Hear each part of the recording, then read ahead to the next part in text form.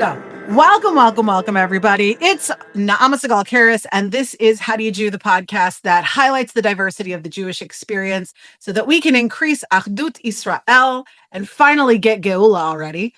I have an amazing guest with me today. Again, never interviewed a social media phenomenon before, but he has kindly agreed to show up in my world. You may know him as that guy who used to be not Jewish and then became Jewish, I think personally, just to give a finger to all the anti-Zionist pro-Pallies, but maybe he has more reasons than that. I don't know. We have an incredible guest today. He is professionally, he works in education. He loves working with lizards and reptiles. He is happily married. He started off his journey before as a non-Jew, realized that he needed some perfecting, eventually converted to Judaism this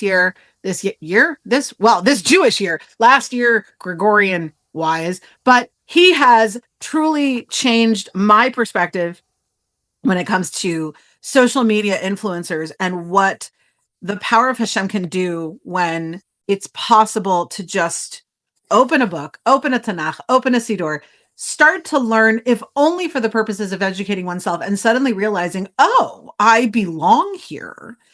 This guy is amazing. Please, please, please give a warm welcome to Robert George. How you doing? Thanks for having me. I'm trying to do the applause thing. It doesn't work. So, how are you on this beautiful evening? I am doing wonderful. Just survived a Monday. So the fact that I survived a Monday is always a great thing. Mondays are always the best day of the week, and especially in education when all the kids are coming back from the weekend. Sure. Is that your sarcastic voice? No, not at all. No, exactly. All right. Beautiful. Well, for those folks who may be new, I always ask the same questions every single time in this podcast. I actually stole the idea, no lie, from Inside the Actors Studio, a show that may or may not still be on A&E or some other channel. It's for old people who like Antiques Roadshow. And those questions at the end are always the same. I love those questions. And so I have a series that I always ask. So the first one we always open with is, tell me your origin story. Tell me a little bit about how little baby Robert became big boy Robert, became convert Jew Robert. Ready? All right. So let me start by giving you my background. I actually grew up in a Catholic/Muslim household. So that always catches people off guard. So I'll go ahead and explain that. Whiplash. Wow. All right. So just a little bit of background. I was born into a Catholic family, and my mother eventually married a Muslim man from Egypt. So I grew up, from a very young age, going to Catholic school during the day, but then coming home and living in an Islamic household at night. And so that was just how I grew up. I didn't think there was anything strange or off about it. That was just normal life to me.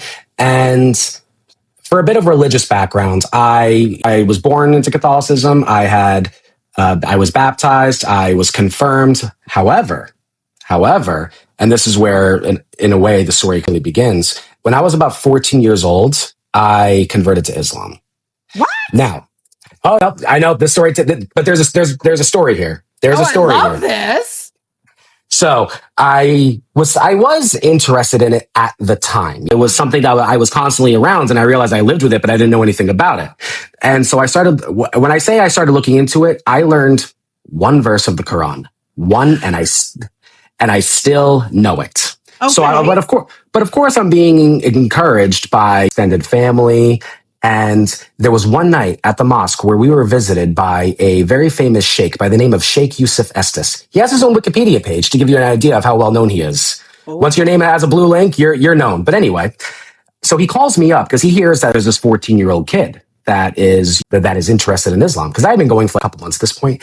And he calls me up in front of the entire mosque. The mosque is packed to the brim. And he's like, "Hey, I need you to repeat after me." And he had me say some words. Yep. And then when I finished saying the words, he hugged me and said, when I said it, I cried. I remember he whispered that into my ear. He basically had me say the Shahada in front of the entire mosque. And you didn't know that you were saying the Shahada? I did not know I was saying the Shahada. Oh my gosh. Mm-hmm. That is, I have opinions and thoughts. Go on. Oh, trust me. I think our thoughts and opinions are going to be totally in sync on that. Looking back on that, I was like, why did the adults in the room let this happen? But anyway, moving on. So I lived like that for about a couple years, and I struggled with faith at the time. It eventually, I'm going to cut some stuff here just for the sake of time, but eventually it led to me becoming just the tension between having to live as a Muslim, but still being internally Christian at the time. It led to me becoming a full-on hardcore new atheist. You remember Richard Dawkins? You remember Christopher Hitchens when they were the headlines of the time, when everyone on Reddit with the neckbeard was all about the new atheism movement? You remember those times? Good times. Vaguely, yes. Oh, well, long story short, you have the kind of atheists that, they just don't believe in God, and that's totally fine. But then you had this movement of new atheism that what they wanted to do was go out of their way to argue with people that believed. That's how they get off. Mm-hmm. That was how they get off. And unfortunately, I was one of those people. And I'm not very proud of that, but that's who. Did but you that's have what, the neckbeard, though? Absolutely. Absolutely. The only thing I didn't have was the fedora. But now, if you become Jewish enough, honey, it'll swing all the way around. You'll get your fedora back one day. But so let me go ahead and cut ahead. So I eventually, I struggled with religious belief, and I just did what I could to purge it from within me, because I just did not have a good relationship with religion at all. Sounds like it. That sounds like a setup to fail. Wow. Oh, so let me go ahead and jump ahead. It was. So I have to switch tracks for a little bit to make the second part of the story make a little bit of sense. So around the same time, growing up in a Muslim household, you can imagine that opinions of Israel and of Jews were not always the most glorious. They were not always the most welcoming. Mm-hmm. Now, that being said, I want to be completely fair. That being said, it was not a case of where we were just constantly talking about the Jews and Israel. It was actually very rare that it was discussed in the house. However, when it was not positive. Mm-hmm. So I did have a default Free Palestine position well into my early 20s. Now, let me tell you what changed. Mm-hmm. What changed was I took a college course on international relations. And when I was taking this class, there was a paper we had to write, and I do not remember the prompt of the paper. However, I decided I was going to write a paper just tearing Israel apart. Sounds like a very college student thing to do. Yes, it was. But however, I decided I was going to do it the right way. I was going to read Israeli sources. Oh, boy. So the first book, and it's actually sitting on my shelf, and I've been meaning to read it again ever since, 1948 by Benny Morris. And I was like, oh. And I remember reading it, and I was like, oh, this is a little different than I thought their viewpoint was actually going to be. I feel like I missed something somewhere along the line. Now, that did not switch me from being pro-Palestine to being pro-Israel, but it did make me go, I clearly don't understand this enough. Sure, I don't like certain things that I hear out of the news, but whatever. And I got neutral on it for many, many years, until October 8th. Okay. There's a reason I say October 8th, and I'm speaking a bit figuratively. This is not literally what happens when it played out. Mm-hmm. But when October 7th happened in 2023, it didn't affect me. It was not something that I thought it was tragic. I thought it was sad. And I was like, wow, like that was messed up. That happened. But that's on the other side of the planet. And I have my own things going on. So like, it really did not resonate with me. Yeah. However, then literally in the months following, I say October 8th, but it was really more of a drawn out thing where a lot of the people that I knew and a lot of the people that I thought were decent human beings and a lot of people that, actually really, because I was actually known for being I was always a loudmouth. But I don't want to get too much into the political side of things. But what I do want to say is that people were very surprised by me when I came out and said, hey, guys, crazy thought here. What Hamas did on October 7th was wrong. Mm. It was something that they could not really, people like so many people that I knew could not compute with. It couldn't compute with them. And I was shocked. I was truly just blown away by just the sheer evil that people were saying, and people were coming at me because they're like, "Oh, you're a genocide, baby eating, Zio supporting, whatever." Like all the good. Oh, I do. Yeah, all the good. It led to a lot of my relationships, like with people that I knew for many years, actually collapsing. Mm-hmm. And my joke, and I actually joked about this on the radio show that I did last week, that. My joke is that it turned into an egg timer. You could refresh it and just watch it go down. Oh, wow. Now, a lot of these people, to be fair, these were just, these were people that, maybe I knew the local metals because that's something that I decided, I used to play in a band. But then there were people that I knew for years. I'd gone to school, I had worked with them. and they started cutting me off left and right. So that's going on one side. And at the same time, as I was finding myself what I thought that at the time was a weird position where I was somebody who considered myself relatively pro-Pali defending Israel, I realized I didn't think about Judaism. All I thought Judaism was at the time was you take a Bible, rip off the New Testament, and bam, you have Judaism. Just the Old Testament. There you go. Oh, okay. And I knew that, and I knew I knew that Jewish people were a thing. I have distant relatives that are Jewish, but like that's just like an work. It's an interesting quality. It wasn't anything that I really registered. But they just don't believe in Jesus. Good for them. Right. And so separately, now this is where you actually said something that I wanted to touch upon. Like, oh, did he do it to spit? I forget how to phrase it. So I'm paraphrasing. Piss off the anti-Zionists. To piss off the anti-Zionists and all them. Yeah. So I want to establish, like, right from the beginning, that was actually something that I was consciously trying to avoid. Oh, wow. Okay. Very magnanimous of you.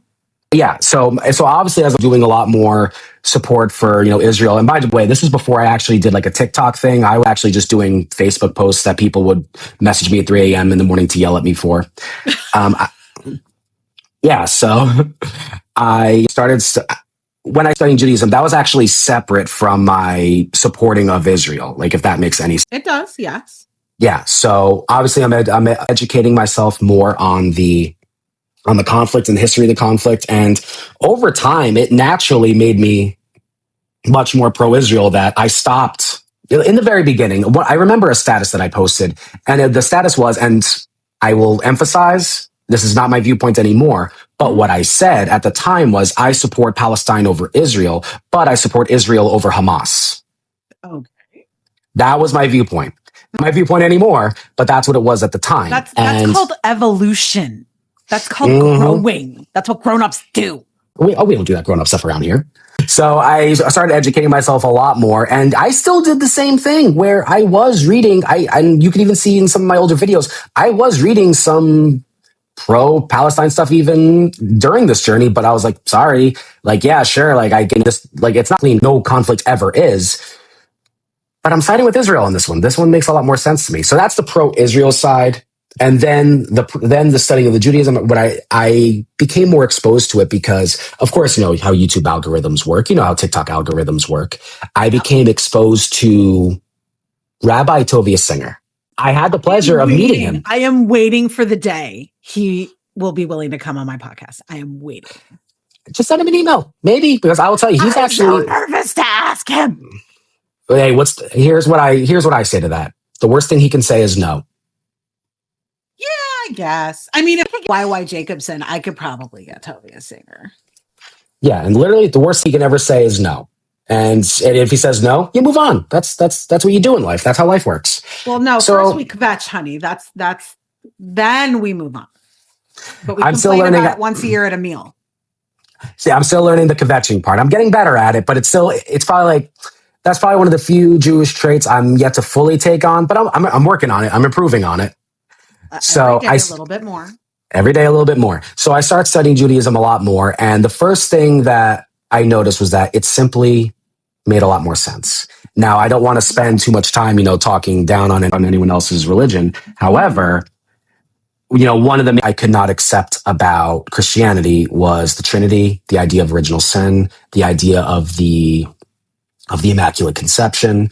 Just a lot of those things just did not make sense to me. The whole Trinity and when I say I tried, I was reading like the church fathers. I was reading like the old, like 1,000-year-old stuff, trying to make sense of it. And that's why, like, even though I tried going back to Christianity several times in my life, it never clicked. Right. It never clicked. So when I'm about to a term, and so bear with me when I say this. Compared to a lot of other things I've studied, the theology in Judaism is simple. Now, I am abusing that word, but what I mean by that is that it does not take a lot to explain Jewish theology. Yes, you can go down the rabbit hole. You can get into Maimonides. You can get into Abraham Heschel, who, by the way, I love. But you could just say, there's one God. On the other side of that, I like how I loved how Judaism treats responsibility and how it treats The idea of for example, where like, yes, you are in of, you have the power to decide to turn away from sin. You have the power to do things, and you are not some fallen, dirty, creature that has been corrupted beyond any kind of redemption. Right. One of the, this, I might probably jumping the gun a little bit here, but when it comes to Judaism, one of the things that I really sincerely appreciate about it was, are you doing something wrong? Are you sorry? Stop doing it. Say you're sorry and be a better person. Like pretty, and it's not, you can't get in that. You can't. Like, I don't understand. I could paint a very simple picture for those folks maybe who have always been Jewish and don't necessarily get where Robert's coming from.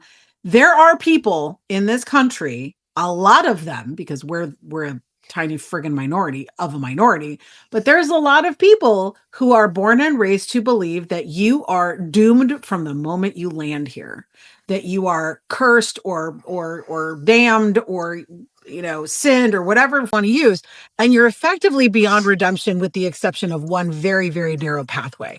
And as a 20-year veteran pagan before I came back to Judaism, having tasted all the religions except Islam, I can tell you, I also struggled very, very heavily with original sin and those concepts, because to me, it made no sense that a newborn infant who's done nothing and has no track record somehow magically has already messed up. It got very confusing very quickly. And then reading the history of the Catholic Church just kind of solidified that. So I completely get where you're coming from. People who maybe from birth will not get it at all, because to them, to us, it's like, well, what do you about? Of course you can always apologize. Hello. Yeah. And that's, and that was just one of the most beautiful things about it, amongst, many other things. One of the things that really first drew me in, where, you're responsible for your actions, and it's on you. Borrow a phrase from the Christians: resist temptation, to resist the Yetzer Hara. Absolutely. And just to add a little bit more onto that, because you said you didn't taste Islam, I want to tell you about a little story that happened. It actually didn't happen to me. It happened in my family. My grandfather had passed away, because what Christianity and Islam both do is that they have a supersessionist aspect to them. In other words, Christianity believes that it cancels out Judaism, and Islam believes it cancels out Christianity and Judaism. Right. And the way that this manifests is that they believe that if you choose to be a Christian or a Jew, you're going to hell when you die. Right. Now, when my grandfather passed away, a Muslim member of the family said to my mother on the day that I don't remember if it was on the day he died or the day of the funeral, but it was something along the lines of like, it's too bad he went to hell. Wow. Read the room, dude. Holy shit. Yeah. And so it's like racked up these little points against other faiths that like I can't really forgive, certain things that happen. Yeah. So I want to add that little aside, but let me move on with the Judaism story. That's what you want to know about. All right. Now, for sure. Now I'm addressing the Judaism side, not the pro-Israel thing. So, So with me studying into Judaism, looking more into it, I finally decided the time was to get a hold of a rabbi. Maybe I need to talk about this a little bit more. And this is over the summer of the idea, like I was studying from September of maybe like about like January of until September of 2025. And in that time period, I made contact with an Orthodox group. And I forget exactly who they were, but their fee for conversion classes, which made me eligible for Israeli citizenship, like right out of the gate. It was just too expensive for me to afford. I'm not going to dog them, so I'm not going to name who they were, because it was a wonderful program. I just couldn't do it. Then I tried making contact with a Reform synagogue, couldn't get a response to an email. Weird. And then I could say I was surprised, but I'm not. But here's where it gets interesting, at least for me personally. I decided that I was going to go through conservative Judaism, because I was like, okay, I like how you have their more traditional way of doing things, but I like how Reform does try to stay relatively modern in the modern world. I like both of that, and conservative seems to meet right in the middle. So that was my mentality at the time, and really still is. And so I simply looked up conservative Jews, and there was a synagogue less than 20 minutes from my house. Okay. So I made it up with the rabbi. Do you live in BFE? Is that why that's significant? I was just shocked by how close it was. It wasn't like, yeah. So I made an appointment with the rabbi. I sat down, talked to him for an hour. I don't remember too much about it, but because that was such a long time ago at this point. And, it was really, and I proceeded to not show up to that synagogue for another 6 months. Okay. I was still studying, still interested, but I don't remember why I didn't follow up right away. I did get on their mailing list, so I was keeping up with like that particular synagogue, and I don't remember why it took too long for me to go back. But what I can tell you is during this time is when I started making my Jewish friends, my Israeli friends, through the work I was doing, on TikTok and media, where, at first my videos started out as just supporting, the Jewish community. First video I did was a video just saying, hey, just so you know, if anyone says against you, that just means that you've already won the argument. It was something like that. You could probably, it's buried deep within my videos. It was just something like that. And that was actually like my first little blow up, if that makes any sense. And I remember it was such an interesting experience because all like the big, our small, with all the creators that I was following, all of a sudden started following me. And I was like, oh, wow. And so that was my first little exposure. I actually started making Israeli friends. So I started getting, I'm actually hearing it from the source because really at this time, I didn't know that many Jews. I had one Jewish friend at this time. And when I say one, I mean like practicing. I had friends that were like, grew up like I knew more from reading Wikipedia than they did. So I only had, it's a great place started, but at some point you got to get past it. No, but that's really like if you took the Jewish demographic and sliced a slice out of it, that would be how most Jews fall out. Is most of them are not observant. They don't know their own religion very well. It's just not. It's an Americanization thing. Yeah. Yeah. So yes, I'm seeking Jewish friends, Israeli friends. So of course I'm interested about it. And we're having conversations. But what really turned the dial for me over time was that as, anti-Semitic attacks around the world, and, this is during like the height of the war in Gaza, whenever reports of losses came out, whenever reports of hostage bodies came out, that pain started feeling very, very personal. It started connecting with me in a way that it wasn't just something sad to read about in the news anymore. Now it actually started like resonating with me. And the culmination to this is the morning when the news about the B-bus children came out. Because I remember it was about 3 or 4 a.m. where I am, and I burst awake. Not my phone didn't go off, but like I burst awake really in the morning, and I checked my phone. Always a good do, and that's when the news came out.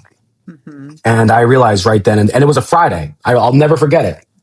It was a Friday, and I said to my wife that morning that like I need to go to service tonight. I need to go to the synagogue tonight. And that night was the first night I ever attended a Jewish service of any kind.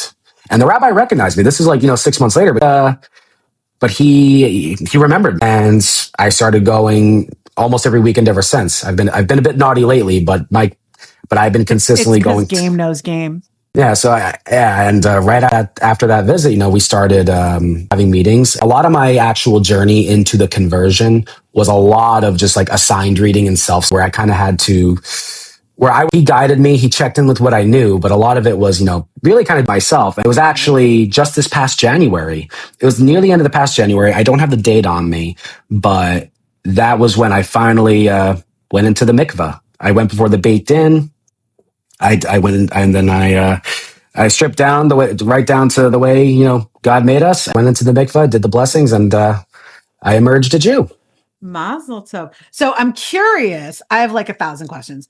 Please, go ahead. Before I ask them, I'm going to give you some context. So, and you listeners, all two of you who have heard this podcast before, that I'm a 9-year Baal Tshuva. I came back to Judaism in my 30s after spending 20 years as a diehard pagan, and was raised with no religion at all, totally Chiloni family. My mother was Israeli. My father was Israeli by way of Romania. He was a Holocaust survivor. She was a 5th generation Israeli from the 1860s pogroms.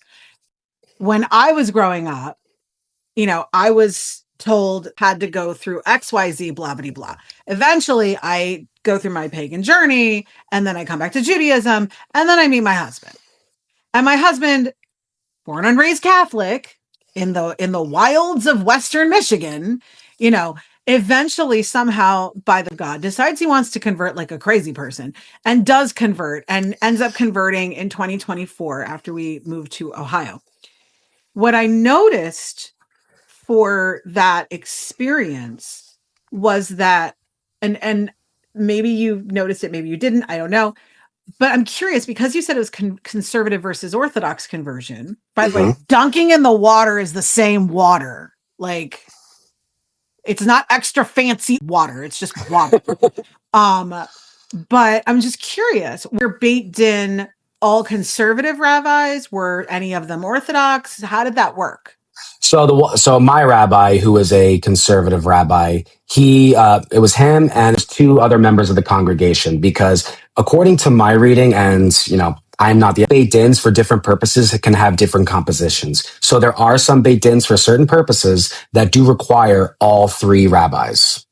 From what I recall, and someone may be able to, pinpoint why I'm wrong, but to the best of my knowledge, a conversion does require at least, one rabbi and two Jews, two lay. But to be fair to the Jews that were on the Beit Din, these were not just lay people. These were people that, I know from that were very, very knowledgeable. And the source, because I actually was concerned about that slightly, because, even though I believe you have to go through orthodoxy to be a legitimate Jew, by which to clarify one thing, just because I don't want to be taken out of context, reform is just as much of a valid form of Judaism as Orthodox is. So to me, it's all 100% valid, no matter which path you choose. I just want to make sure I say that. Now, I was concerned about the conversion procedure because I had heard horror stories of people claiming to be basically filling up a kiddie pool and claiming that was a mikveh.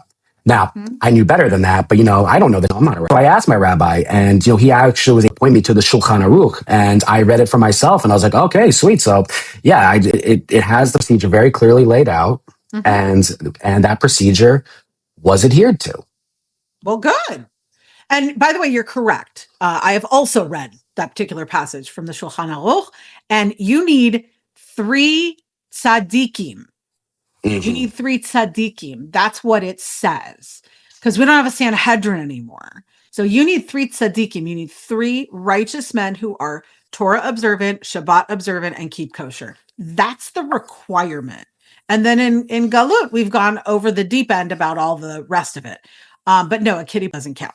But yes, that's what I was curious about, only because the way my husband did it was I was in the mikveh preparation area and there was all these rabbis and I didn't expect so many. And I was like, was there 15 or 20? What are you talking about? So I wasn't sure if it was the same for you. If it was in a proper mikveh or a lake, or how that worked. I was just curious. So it was a mikveh that was in a synagogue, but that mikveh, which you had to actually pay quite a bit to. Oh, and I think I just set off my AI thing. How do I turn this off? Sorry, my thing just no, Skynet. Can you still hear me? Right now, Skynet. Wait, hold on a second. Sorry, hold on. Can you hear me? Yeah. Okay, yeah. So no, I set off the AI thing. So the synagogue I went to does have a mikveh in the place itself, but it does route through a nearby stream or a nearby river that supplies the water itself. So it's not just, chlorinated pool water. No, and actually that was one of the reasons that they have a price that in order to be able to use it, because it is built to take in natural water. Yep. That's what defines a mikveh. Again, fun factoid for the listeners, all 2 of you. A mikveh literally means a place where the waters are assembled or the waters are gathered. And the gathering means waters that are free flowing, meaning rain, river, or ocean, gathered together in a space that I believe, don't quote me, I'm not a rabbi, I don't play one on TikTok, 2,000 amot, which is a measurement from the Torah, which is effectively the size of a jacuzzi. That squares. That's basically what it constitutes. And thank God we have the ones in buildings now with heaters. But that's amazing. Beautiful. My big question about this origin piece here before we move on is, did you feel any different? I did. When I came out of the mikveh, it was, I don't like using the word high because I feel like that's a bit of I feel like that's not the right word for it, but it was a very light feeling that definitely lasted for a couple of days. And I think for those of you who follow me on TikTok, you can even find a video where I discuss this. And I even said I know this is, I made a very big change. I made a very big move. So I know naturally I'm going to feel normal in a couple of days. I'm putting air quotes in case anyone's just listening. But it did. I feel very, very different. It wasn't like I came out of the mikvah and was just like, well, that was fun. It was, I came out and I was like, wow, like I'm playing for keeps now. Whenever sometimes it's like at least like, well, it's technically not mob yet, but like now it is. And even though there's certain things I haven't fully taken on yet, that's different. But it's like, okay, things that I already was doing, I got to make sure I'm doing them correctly. And I have to make sure that, I work at where I might be the only Jew that some of my students ever meet. Right. So there is an extra layer of the way there's an extra layer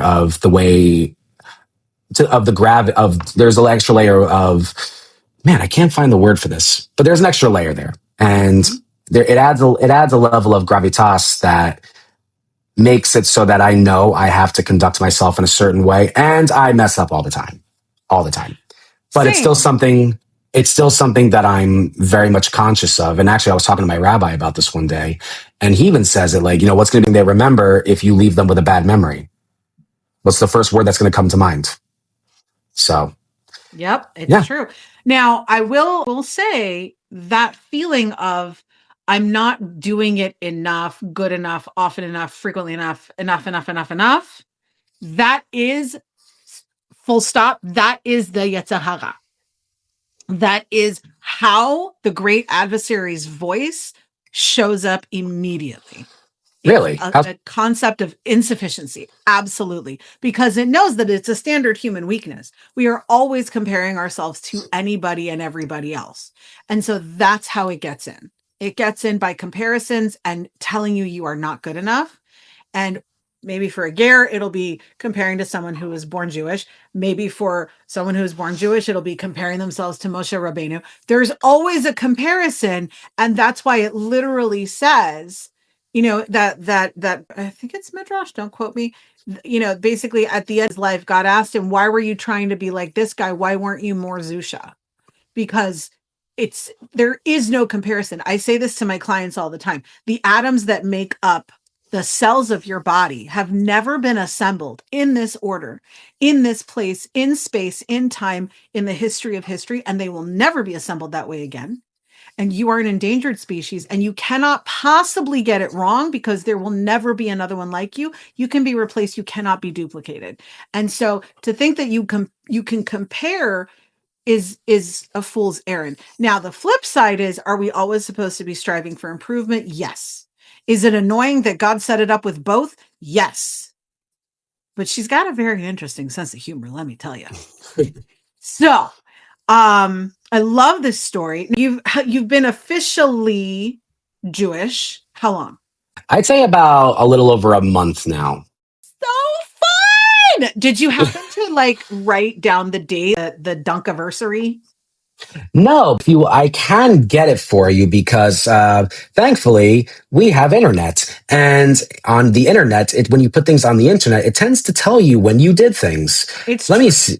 Let me see if it's. You don't have to give it to me now. I was just curious if you made a note of it, because if you were to ask my husband, I can tell you. Hold on, January 22nd. Aw, so fun. Okay, and that was actually on the cusp of Gdi and Dli, so the mountain goat and the water bearer. So you, nice. You literally went from Earth, Capricorn, to heaven, Aquarius, on the cusp day that the signs changed. Interesting. I admit to not knowing too much about kosher astrology. I was aware of that book. I know we were talking about this before the recording for context. Yes. It actually is one of the things I've been eyeing because coming out of that new year that I was referring to earlier, to me, for a while, the way my brain operated was if I couldn't see it or hear it or touch it or feel it or smell it or taste it, it didn't exist and it was fake and it was a load of crap. Yep. I know a lot of people who are like that. I have worked with and coached a lot of people like that. So I completely get that mindset. And obviously, I don't want to debate because I'm Israeli and I do eviscerate people. But it's interesting because we're digressing, but whatever, I don't care. It's my show. I've been kosher astrology for 30 years, but I've been doing it privately. It wasn't until last summer where I made one post, just one, And it blew up. It's still my most popular post. And it was like, hey, did you know astrology can be done in a kosher way? And ever since that, my husband, of all people, thank God, he was like, why aren't you incorporating that into your coaching? And I'm like, I don't know. Why am I not? It's amazing. It is amazing how one social media post can really, really, take you from one to the next. I told you about the what I did earlier. Here's actually Yeah. a little fun little side bit. The Yes, video that really, really got me a big following was taken down for community guideline violations. And it was only up for like 2 weeks. I forget exactly what happened. I know, I do remember actually. I never watched October 7th footage. I never watched much of it at all. And that was a very conscious decision on my part. Right. And then a buddy of mine, a TikTok buddy of mine, actually, you may know him, Captain Izzy. I don't know if you follow Captain Izzy. I do. I know Captain Izzy. Captain Izzy is my buddy. Like, we talk off, I mean, we've been lately, but off of the internet, off all the time.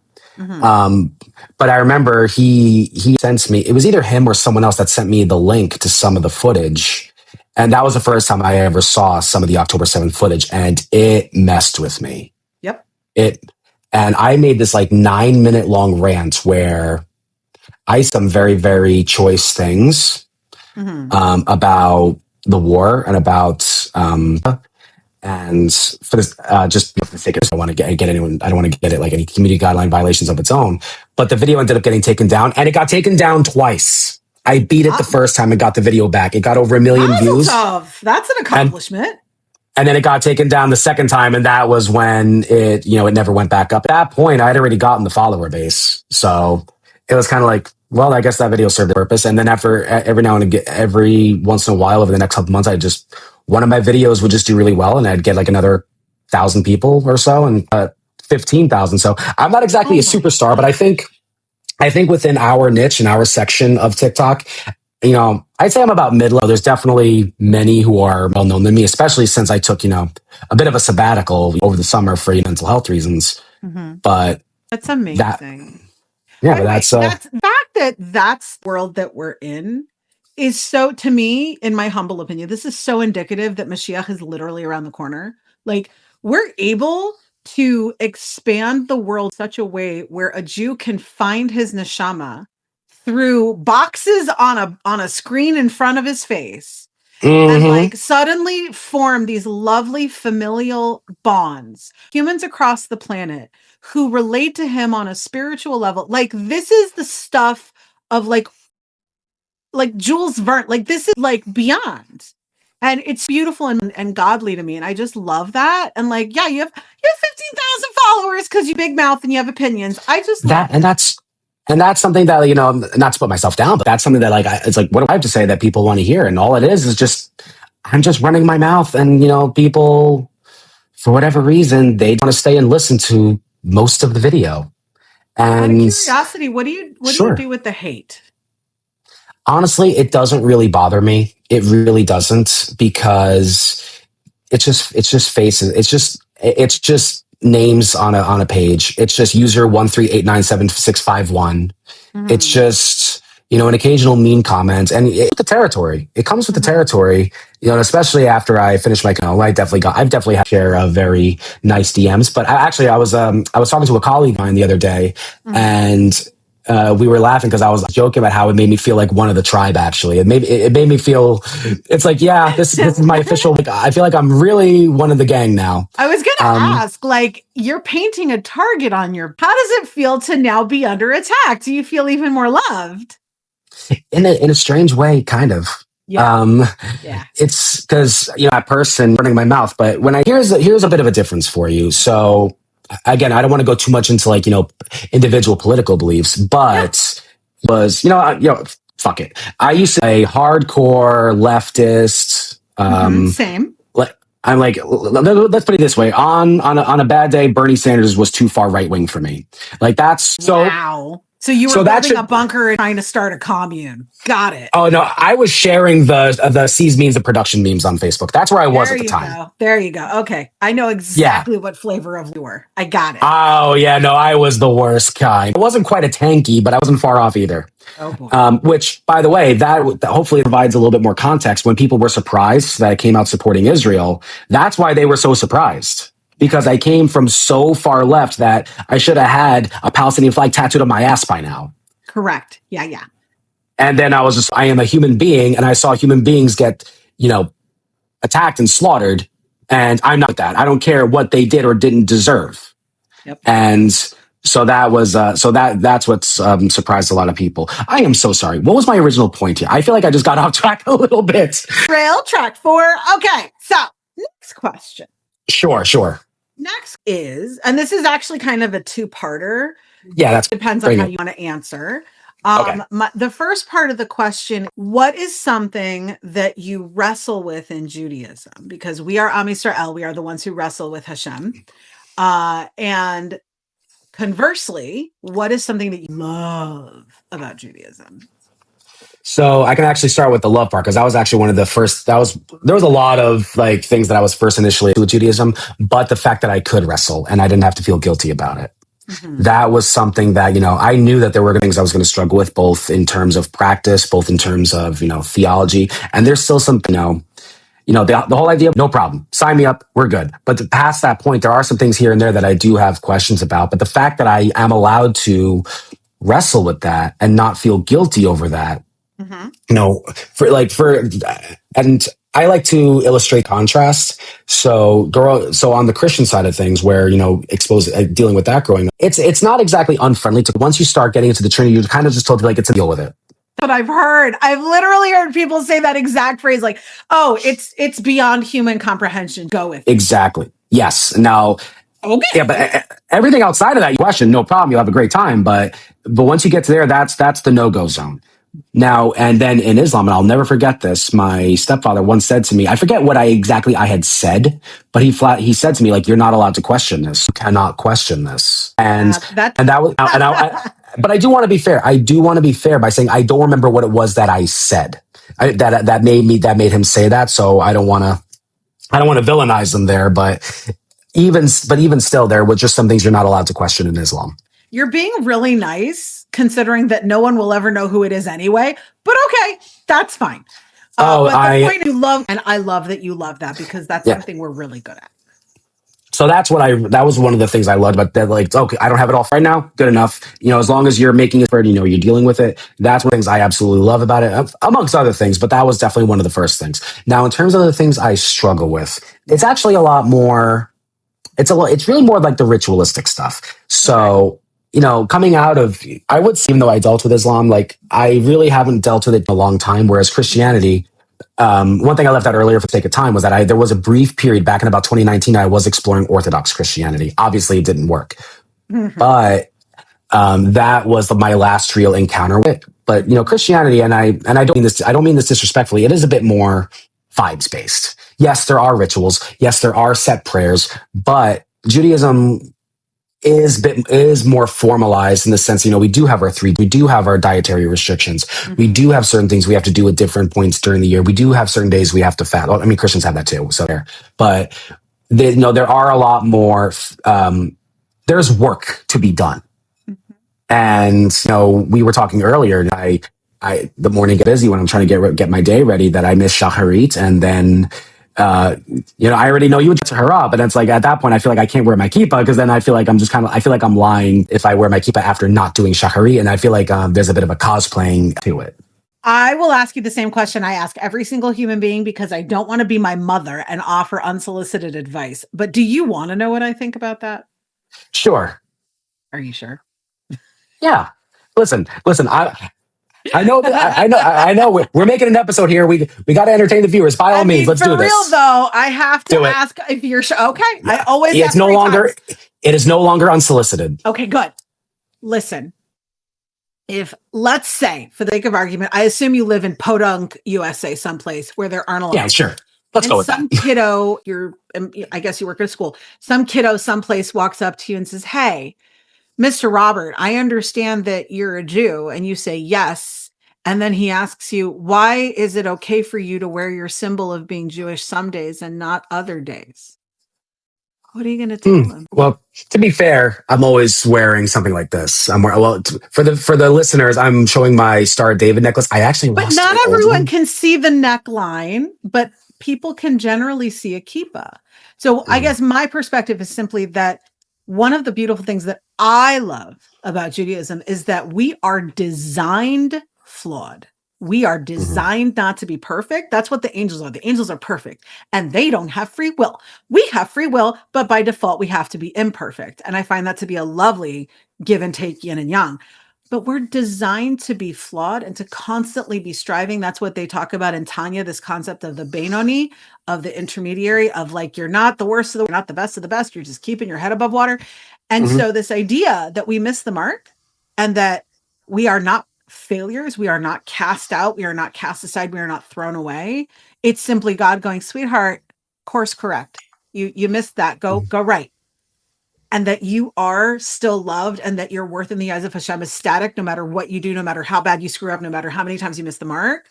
That is one of those things that I love. And so for you to deprive yourself of this thing you fucking earned because you missed the mark, I'm putting up air quotes, I feel is a deep disservice to your badass neshama, sir. If anything, I would think that wearing the kippah would be a lovely reminder of, oh yeah, I just have to try harder or try different. That's a good way of looking at it. And it's something that it's one of those things that like I could be consciously aware that, the way that sometimes you can talk yourself. We feel how we feel. I get so it's like logical. I should have used the word logically. I that is even something I'm aware of in the moment because it is something that to be frank, I worked for. I studied hard for a year to take a dip in that pool and take a dip in that mikvah. Yes, you did. So no, I completely get where you are coming from. There's also a really, maybe not for you, but there's a heavy toll that some gerim go through of having to walk away from everything they knew. Walk away from the people they knew, walk away from the family they knew. I have read books, I've not enjoyed them, but I've read books from supposedly Gedolim, like the greats of our generation, who flat out said like, a ger has no mother and they must cut off their parents from the moment they go into mikvah. And I'm like, I beg your fucking pardon. I'm sorry. What? Their parents are Avram and Sarah. I'm sorry. If I'm having a bad day, I'm going to call my dad, my mom, whatever. Like, so gerim go through a lot. So you've earned it, babe. You've earned it, in my humble opinion. I can actually add something onto that too. Yes, please. A little bit of a background piece of information. By the time I finished my conversion, all the people that were not going to be okay with it had already cut me off, including some family members. So that was already taken. So I was able to really kind of walk in with the people that still around were still there, and the people that were not had already left a long time before this. That's so gross. My husband went through the same thing. He was rejected by every single person in his family except his parents. I'll tell you one last little thing about this, and then it sounds like you want to get to the next thing. There was actually a very big aspect to my decision to finish my conversion. I've mentioned before that I did have a Muslim stepfather, and he said, and I keep using past tense, but the fact is he's actually still married to my mom. And when he saw me, this is before I started doing a lot of, social media stuff. He saw me in defense of the Jewish community. And that played a huge role in him disowning me. Wow. Now, the one thing I want to clarify, because again, I don't want to just sit here and straight villainize. There was a personal side to it that I'm not going to get into. And had that been why he was angry, I would not have had a leg to stand on. However, he chose to take my defense of the Jewish community, and that was what a lot of his goodbye was built around. And even though it was almost like a personal beef between you guys. Yeah. And because it really did go nowhere. And again, there was a personal side to it that actually was my fault. And had he just calm on that, I would have had nothing to say. I would have had no leg to stand on. But that's not the path he chose. Well, we are the world's scapegoat, so Yeah. And so one of the I was thinking about actively during the conversion process, and it was even something that was on my mind, like in the days leading up to it, that I knew that when I went into that mikvah, any chance of reconciliation would probably would be gone forever. And at the end of the day, I decided that he was the one that made that decision, and he was going to have to be the one to live with it, because I've made my choices. I've made my decision. I know what path I chose. And, anyone that is not okay with it's not their problem. I'm happy with the decisions that I made, and I'm not going to let, anyone else, pull me back from it. Inspiring, I have to say. So you've told me something you love. You told me that you wrestle with some of the ritual practices. Totally, totally get that. I get that a lot from people, especially the men, because there are so many more time-bound mitzvot than for women, obviously. Now the next question is, what is it that if you could name one thing, a value, a moral, a teaching, a holiday, a practice, what is one thing that's inherently Jewish that you just would share with the whole world if the world was willing to listen to you for 15 minutes? And one value. So of the questions that you and I discussed that you sent me, this is one of the ones that I really had to like sit there and chew on. So I'm not even sure if there is just one thing, but tying back to what we about earlier, just the idea that you can just say you're sorry, stop doing it, and you've improved yourself. The fact that you can continually improve, that is to me is one of the things that I absolutely love. And if you want something else to add on top of that, and maybe this is just like a me thing, maybe this is I don't know how many people will have this experience, but Judaism really taught me to be a lot more analytical. It really taught me to read things a lot closer. It taught me to I often say just read the words on the page, and it's deeper than that, but it really is reading the words on the page and really understanding what it is you're reading versus just skimming and getting the gist. And it's something that as an educator, I do take into the classroom where read the words on the what it is that you are reading. Tell me what it is that you have to understand. And granted, I'm talking about like worksheets meant for eighth context. Right. But at the same time, I'm trying to import that experience of getting both the surface level meaning, which is important, and deeper things beyond that whenever I'm reading the words on the page. Mm-hmm. I agree with you. One of the things that really surprised me coming back to Judaism as a Baal Tshuva, having been pagan for 20 years, was the understanding that there are 4 layers of how to read Torah. Pardes. Pardes. I had no idea that it was that serious. I was like, it's just a book. Like, why are we so, over time, obviously I know how Pardes works. And for those folks who don't, or are not religious or not Jewish yet, whatever it is, Pardes stands for Pshat, Remez, Drash, Sod, meaning the simple, the words, brain.